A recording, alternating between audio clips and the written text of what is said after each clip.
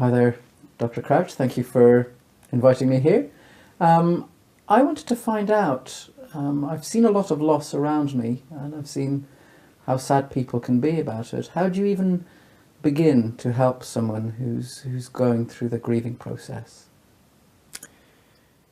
I think probably the most important thing, the bottom line, is just to provide a space, time and space and place, where somebody can really feel their feelings. Because, especially in the modern world, where everybody's really busy, and the person perhaps who has experienced a loss is really busy, but also their friends, their family, everyone's busy. Finding somewhere to really feel the feelings, to let oneself experience the loss and to go through that process of grieving is actually quite difficult. Counselling, psychotherapy can provide that, and it provides it at that most basic level of someone you can talk to, a place that you can go to, but also with somebody who knows something about loss, knows something about the grieving process, knows something about creating that space.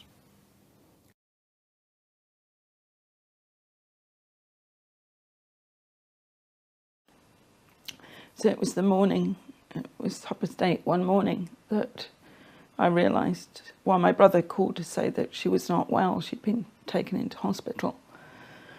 And my father called and told me, and neither of them thought she was dying.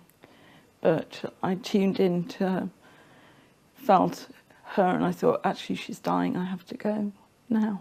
So I packed the car and got in the car, but I was in the West Country, and they live on the East Coast, so it was an awful long way to drive. So I thought, I just have to drive as hard as I can. But 4 hours into the drive, and energetically I felt her leave, and I knew she died.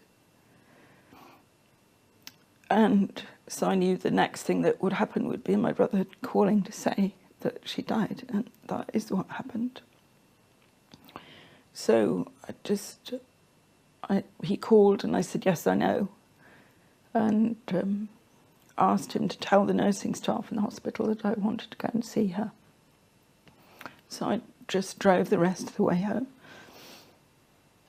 and I went to see her body, say goodbye to her body. And it was the first time I'd seen anybody having passed, so I would choose that. I would choose my mum as the first time.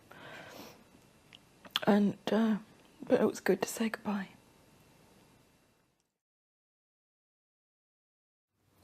Now, can you tell us a bit about Kate's loss in this situation? When you met Kate, at what stage was she in her grieving? Really, I'd say that she was waiting to grieve. She hadn't yet found that space. And I think as we see the session, basically that's what I did. I provided her with the first place where she could properly begin the process of feeling the feelings. And those feelings are not just sadness. We obviously associate sadness very strongly with loss, but there are lots of other feelings. Loss is very intense, and it involves lots of feelings, and one of the other main feelings which we tend to not want to think about, not want to acknowledge, is anger. Mm-hmm. But in fact, anger is equally important in loss as something that we feel.